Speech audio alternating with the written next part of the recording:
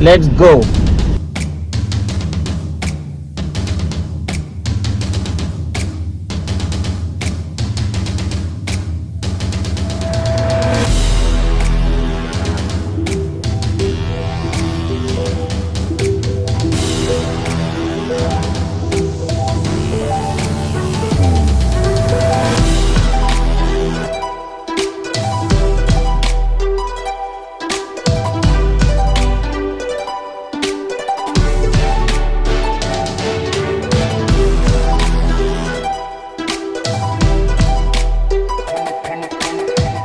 Hi అండి, welcome back to our channel. Present మనము నంద్యాల డిస్టిక్లో ఉన్న కొలను భారతి అనే టెంపుల్కి వచ్చాము. ఈ టెంపుల్ చాలా తక్కువ మంది విజిట్ చేసింటారు. ఎందుకంటే అందుకు కారణం ఏంటంటే ఈ టెంపుల్ చాలా అడవి లోపల ఉంటుంది. మనకు నంద్యాల నుండి ఆల్మోస్ట్ 75 కిలోమీటర్స్ వస్తుంది. ఆల్మోస్ట్ 45 కిలోమీటర్స్ దాకా మనము నల్లమల ఫాస్ట్ రేంజ్లోనే మనం ట్రావెల్ చేయాల్సి వస్తుంది. రోడ్ కూడా సింగల్ రోడ్ ఉంటుంది, బస్ ఫెసిలిటీ ఉంది. మనకు నియర్ బై టౌన్ అంటే ఆత్మకూరు టౌన్ అనమాట. ఆత్మకూరు నుండి ఆల్మోస్ట్ 25 కిలోమీటర్స్ వస్తుంది. మనం ఇప్పుడే టెంపుల్ దగ్గరకు వచ్చాము. ఆల్మోస్ట్ 2.5 అవర్స్ జర్నీ పట్టింది మాకు. ప్రజెంట్ అయితే టెంపుల్ ఓపెన్లో ఉంది. దర్శనం చేసుకోవడానికి ట్రై చేద్దాము.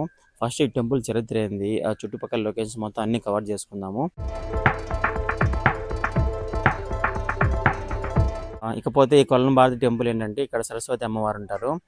ముఖ్యంగా చదువుకునే పిల్లలకి అక్షరాభ్యాసం ఇక్కడ ఎక్కువ చేయిస్తూ ఉంటారు అనమాట. చిన్నపిల్లలకి ఈ గుడికి ఉత్సవాలు ఎప్పుడు బాగా జరుగుతాయంటే కార్తీక మాసంలోను, శివరాత్రికి, తర్వాత వసంత పంచమి రోజు ఇక్కడ బాగా జరుగుతాయంట. ఇంకా టెంపుల్ దర్శనం టైమ్స్ అయితే మార్నింగ్ 8 నుంచి ఓపెన్లో ఉంటుంది. మధ్యాహ్నం 1 గంటకు క్లోజ్ చేస్తారు. మళ్ళీ సాయంత్రం 5 వరకు ఓపెన్లో ఉంచుతారు. సో కొంచెం అడవి ప్రాంతం కాబట్టి మనం రావాలనుకున్న వాళ్ళు అర్లీగా వచ్చి దర్శనం చేసుకొని రిటర్న్ అయ్యేది బెటర్ అనమాట. ఎందుకంటే చాలా డీప్ ఫాస్ట్లోకి రావాలి మనము. అండ్ అక్కడక్కడ చాలా ఆఫ్ రోడింగ్ ఉంది. మెయిన్గా ఏంటంటే మొబైల్ సిగ్నల్లో చాలా తక్కువగా రీచబిలిటీ ఉంది. ఉన్న 2 పాయింట్స్ తగులుతున్నాయి, బట్ అక్కడక్కడ మాత్రమే తగులుతుంది. అది కూడా ఫుడ్ ఫెసిలిటీ అంటే మనకు దారిలో ఆత్మకూరులో వచ్చే చిన్న చిన్న పల్లెల దగ్గర అక్కడక్కడ ఫుడ్ మనకు ఫెసిలిటీ ఉంది.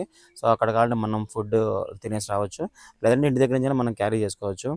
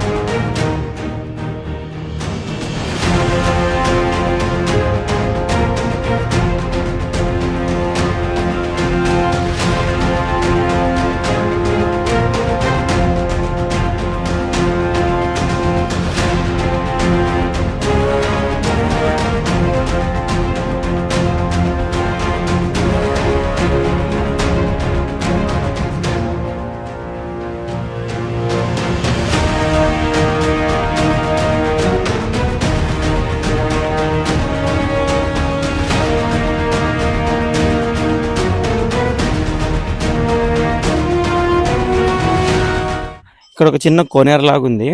సో అందుకే ఈ టెంపుల్కి కొలను భారతి అని పేరు వచ్చింది అనమాట.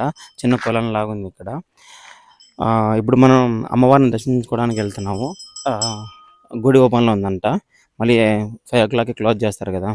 ఇక్కడ ఒక చిన్న షాప్ లాగా ఉంది, టెంకాయలు అవి కొనుక్కోవడానికి. ఇది మెయిన్ గుడి అనమాట, అమ్మవారిది, సరస్వతి మాతది. ఇందాక చెప్పాను కదా, చిన్నపిల్లలకి అక్షరాభ్యాసం చేయించడానికి ఇక్కడికి ఎక్కువ వస్తుంటారని చెప్పేసి. ఇప్పుడు ఆల్రెడీ ఎవరో 2 చిన్నపిల్లల్ని తీసుకొచ్చారనమాట. అక్షరాభ్యాసం జరుగుతుంది లోపల. దగ్గరికి వెళ్దాం ఇప్పుడు. టెంపుల్ అయితే ఇంకా కన్స్ట్రక్షన్లో ఉంది, కడుతున్నారు, ఇంకా డెవలప్మెంట్ చేస్తున్నారు.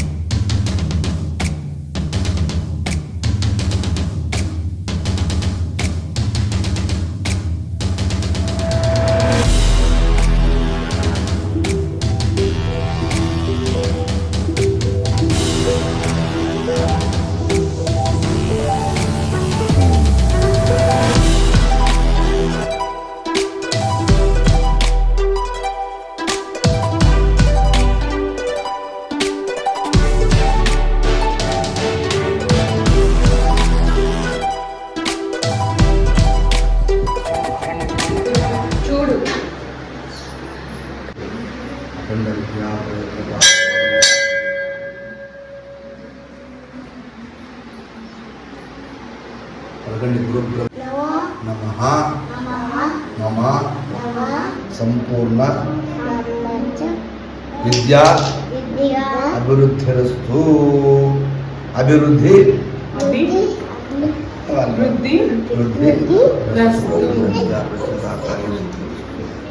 నమస్కారం. నా పేరు గంట్యాల శ్రీనివాస్ శర్మ. నేను ఇక్కడ వంశపారంపర్యం అర్చకునిగా గత 20 సంవత్సరాల నుంచి ఈ దేవాలయంలో పనిచేస్తున్నా. ఈ దేవాలయము కులను భారతీదేవి అన్నటువంటి పేరు ఏ విధంగా వచ్చింది, అసలు కులన్ అంటే ఏంది, భారతీదేవి అంటే ఎవరు ఉన్నటువంటి విషయము చాలా మందికి తెలుస్తూ తెలియనటువంటి విషయం. సరస్వతీదేవి అంటే అందరికీ తెలుసు, ఇంకా మళ్ళీ చెప్పాల్సిన అవసరం లేదు. భారతి అంటే చాలా మందికి తెలియదు. భారతీదేవి అంటే సరస్వతీదేవి మొదటి పర్యాయ పదము అని తెలియదు. సరస్వతి ద్వాదశ నామాలలో మొదటిదైనటువంటి పదము భారతీదేవి. సర్వ విద్యలకు మూలాధి దేవత భారతీదేవి. ప్రథమం భారతీ నామం, ద్వితీయంచ సరస్వతి, తృతీయం శారదాదేవి, చతుర్థం హంసవాహిని అన్నటువంటి నామాలు మొత్తం 12 ఉన్నాయి. ముఖ్యంగా 4 చెప్పినాను. అంటే మొదటిది భారతీదేవికి ఆమెకు వీణ ఉండదు అని చెప్పి అర్థం చేసుకోవాలి. ఈ క్షేత్రానికి గల ప్రాశస్త్యం ఏంది అయ్యా అంటే, ఇక్కడ అమ్మవారి సరిహద్దుల దగ్గర చారు ఘోషిణి నది అన్నటువంటి నదీ పరివాహక ప్రాంతము ఉండేటువంటిది కాలువగా మాత్రం మిగిలిపోయినది. చారు ఘోషిణి నది అన్నటువంటి నామకరణం దీనికి ఉన్నది. చారు ఉంటే అమృతము ప్రవహించున్నది అంటారు. ఇది దారాలమాను అన్నటువంటి సరిహద్దు ప్రాంతం నుంచి ఆ చెట్టు త్వరలో నుంచి నీరు అన్నటువంటిది వచ్చి ఇక్కడి అమ్మవారి సరిహద్దుల్లోకి వచ్చి ఇంకిపోతూ వస్తుంది.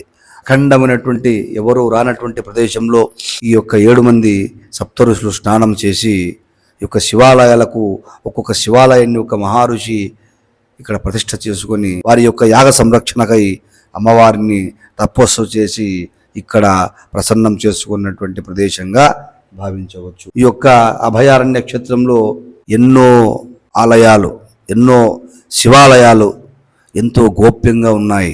ఈ గోప్యంలో ముఖ్యంగా బయటపడినటువంటి క్షేత్రము కులను భారతీదేవి క్షేత్రము. రెండోది సంగమేశ్వరము. సంగమేశ్వరం నదీ గర్భంలో మునిగిపోయినది. ఈ యొక్క అమ్మవారి దగ్గర శ్రీచక్రము అన్నటువంటిది ఉన్నది. ఒక్కొక్క ఋషి ఒక్కొక్క శివాలయాన్ని ప్రతిష్ఠ చేసినారు. 3 వచ్చేసి ఉత్తరం దిశ, 4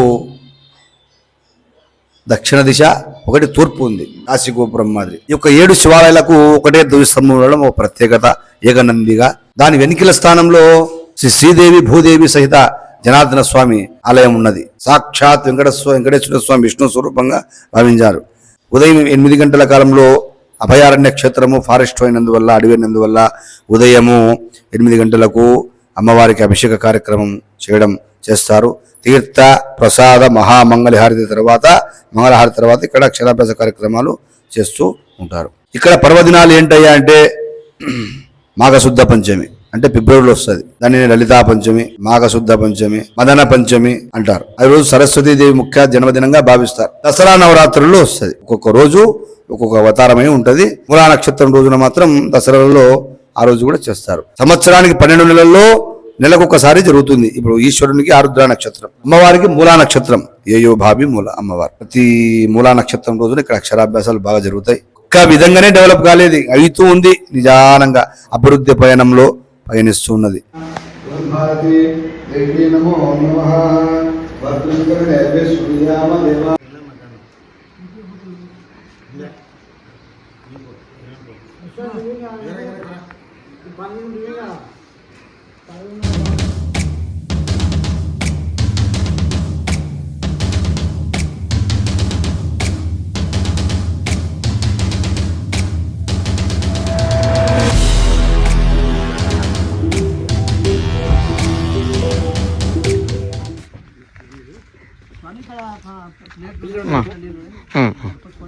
సరే స్వామి. ఇప్పుడే అమ్మవారిని దర్శనం చేసుకొని గుడి దగ్గర నుంచి బయలుదేరం ఇంటికి. ఇక్కడ దారిలో వెళ్తుండే కాలభైరవ స్వామి టెంపుల్ ఉందన్నమాట. అక్కడ నిత్యానందనం జరుగుతుంది. సో అక్కడ తినాలని చెప్పేసి ఆగాము. ఇక్కడ నిత్యం ఎక్కువ భక్తులు వస్తూ ఉంటారు అనమాట. అదే అమ్మవారి దగ్గరికి వెళ్తారు కదా.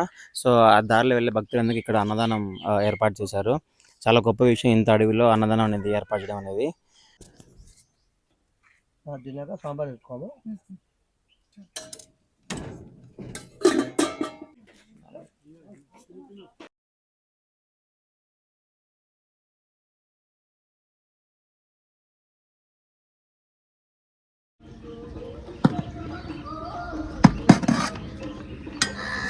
चालेल. हॅलो